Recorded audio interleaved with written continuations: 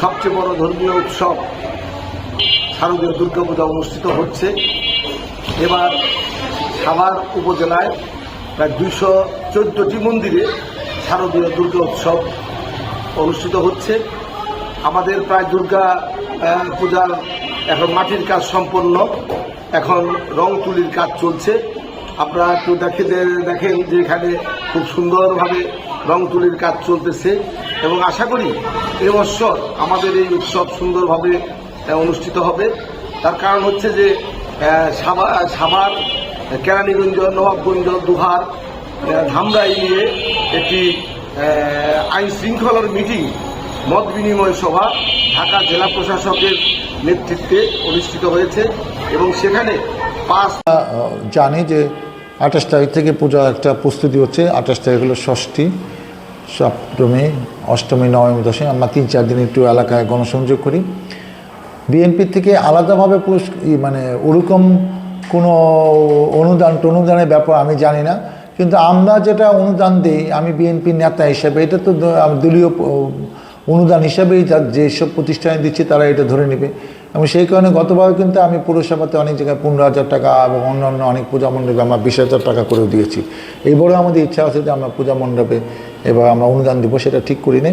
এবং আমি অলমোস্ট প্রত্যেকটা ইউনিয়নে কিন্তু আমি মানে 28, 29, 30, 1 তারিখ পর্যন্ত কিন্তু আমি নবমী পর্যন্ত কিন্তু আমি যাব তাদের আমন্ত্রণে। সেগুলো এখনও আমরা ঠিক করি নাই, কিন্তু আপনি নিশ্চিন্ত থাকেন শিমুলিয়া, ধামসোনা, পাথলিয়া, আশুলিয়া, পৌরসভা, বিউলিয়া এসব ইউনিয়নে আমরা গণসংযোগ করব। পূজা এবার দুর্গাপূজা সবচেয়ে বড় উৎসব হিন্দুতে, এটাকে উৎসব বলা হয়।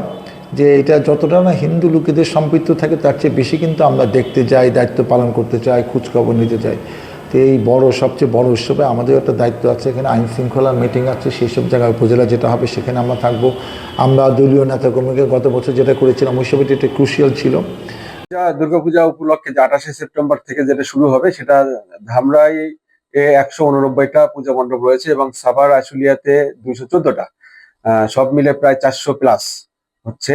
এগুলো কম বেশি হতে পারে।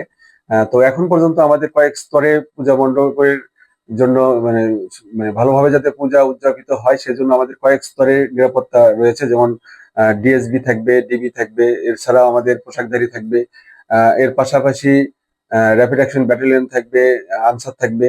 সব পূজা মণ্ডপে আমাদের পাহারা এখন দেওয়া হচ্ছে এবং সেই পূজার সময়ও থাকবে। এবং এটা কয়েক স্তরে থাকবে, পূজা পূর্ববর্তী সময়, পূজা চলাকালীন সময় এবং পূজার পরবর্তী সময়। 3 ভাবে থাকবে, অর্থাৎ 3 স্তরে এবং 3 সময়ে এইভাবে থাকবে। আমরা আশাবাদী যে গত বছরের ন্যায় এবছরও আমাদের সুষ্ঠুভাবে পূজা উদযাপন অনুষ্ঠিত হবে। ধন্যবাদ। দৈনিক আজকের বাংলা .net